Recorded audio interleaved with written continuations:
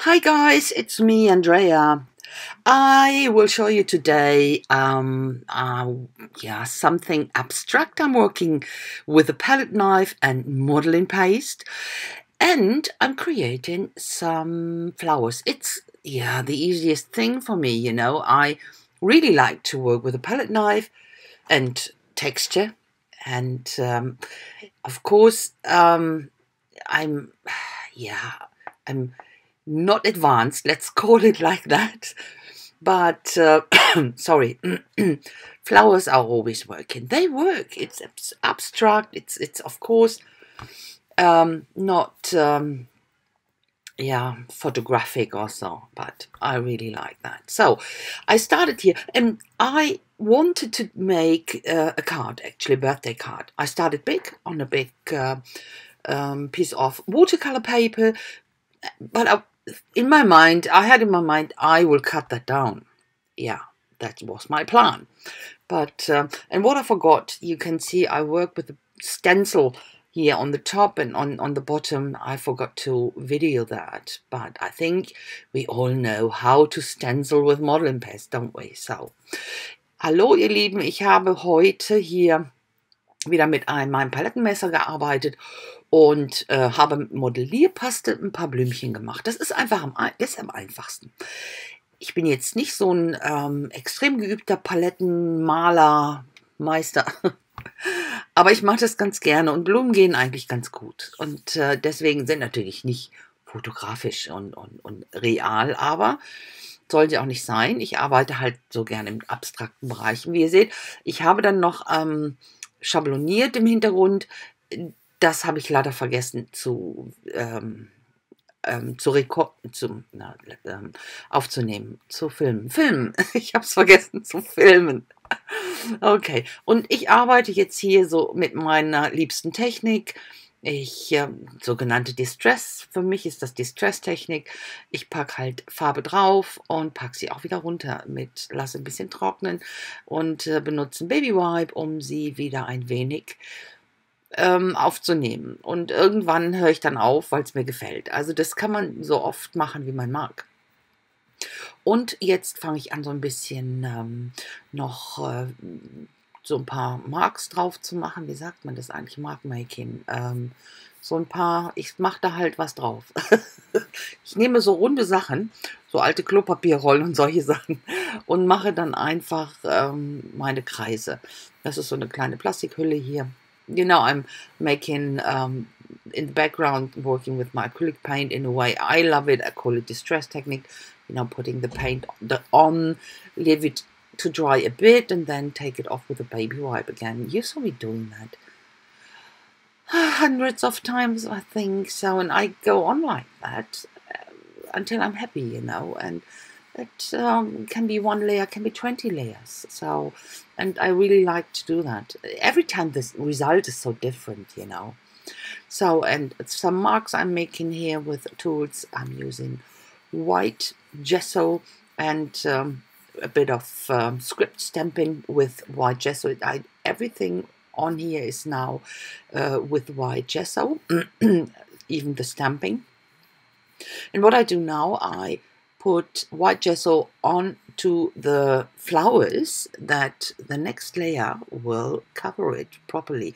And the next layer, sorry, I got the impression I get a cold, I don't know.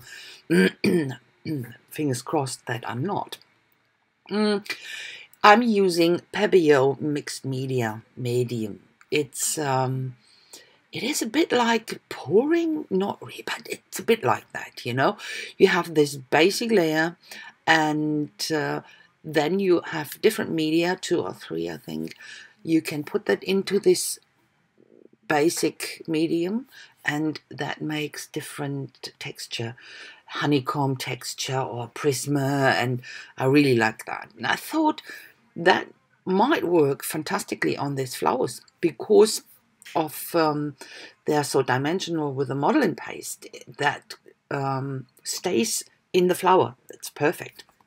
Ich habe jetzt hier noch Gesso auf die Blüten oder auf die Blumen gepackt, um eben den Hintergrund abzudecken, um eine bessere Deckung mit dem nächsten Schritt zu bekommen. Und hierfür benutze ich das Pebeo. Das ist ein Mixed Media Medium, nennt sich das Pebeo Mixed Media einfach.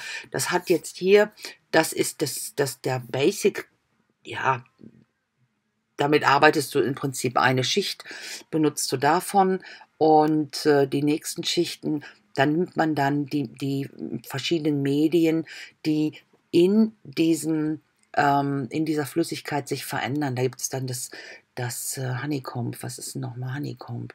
So dieses, ja, ihr wisst schon, was ich meine. Das ist, glaube ich, Prisma. Das ist ein Medium, wenn ihr das in diese Basis reinpackt, das macht ein Muster. Und ich finde das wirklich sehr, sehr schön. Da benutze ich dann hier die Grüntöne. Ich werde euch das später im Close-Up noch zeigen. Und dann für die Blumen nehme ich, auch da muss man immer schön, das muss man sehr, sehr gut verrühren. Andererseits, sonst funktioniert eben dieser Effekt nicht.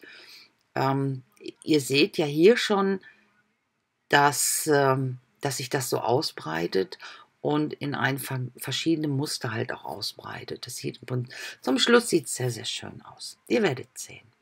I'm using here, okay, you could see me putting the background on this layer, and now I'm using this media, this prism and moon, and put that the green one here into the leaves, and for the blossoms here I use different colors.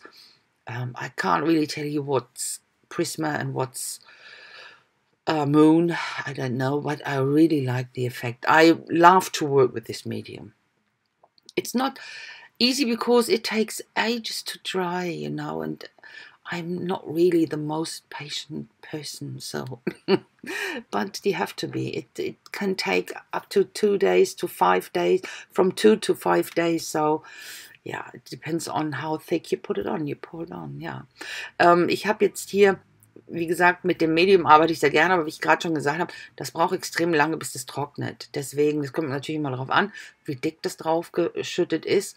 Und 2 bis 5 Tage kann das unter Umständen dauern. Also bis es komplett durchgetrocknet ist, bestimmt 5 Tage. Aber so nach 1,5 bis 2 Tagen kann man auf dieser Fläche schon wieder ein bisschen arbeiten, ohne was kaputt zu machen. So, ich schattiere jetzt noch ein bisschen, nehme ein dunkles Blau mit meinen Fingern einfach in die Kreise. Nichts Weltbewegendes. Starting to shade here a bit in the circles. I thought they could do with a bit of a darker blue, and I think that is the last tiny bit what really makes this page work. It's not a page, the card actually. And as I said at the beginning, I started with the flowers, and that I wanted them to be my focal point. But then, you know, I can't stop then. I'm going on and on. So now I don't want to cut that card down. It would unbalance the card or disbalance the card. So that's why I thought I leave it in that size. Problem is what I didn't think about it. You won't find paper big enough that you can, of course you can buy this really big things, but I haven't got that. I have this biggest one is A3. So to make a card base, I have to, yeah, be a bit tricky. I have to put 2 black basics together, you will see. So, and the next problem was at the end, I didn't find an envelope big enough. So I wrapped that into tissue paper. It's gone now, but yeah, it didn't really think that through. Ich habe das wirklich nicht gut durchgedacht, weißt du, ich wollte ja am Anfang eigentlich, die Blumen sollten mein Fokus sein, und dann wollte ich das zurechtschneiden. Dann habe ich aber angefangen und konnte mal wieder nicht aufhören, da zu machen mit Schablonieren und hier und da, und irgendwie, wenn ich das jetzt zerschnitten hätte, kleiner geschnitten, das hätte so unbalanciert ausgesehen, so unausgeglichen, dass ich gedacht habe, nee, komm, das lässt du mal so. Und das hatte zur Folge, dass ich jetzt einfach so eine große Karte, dafür habe ich natürlich keine Basis. Das Größte, was ich habe, ist A3, aber das hat nicht ausgereicht. Also bastel ich mir hier was und klebe das zusammen. Das ist jetzt nicht weiter schlimm, weil ich das dann noch mit Washi-Tape verziere. Das geht dann schon. So, das ist jetzt ein für das Karteninnere, wo ich draufschreibe dann hinterher. Das mache ich mir mal so ein bisschen, ja, so einen netten Hintergrund. Jetzt nichts Großes, einfach nur ein bisschen Farbe.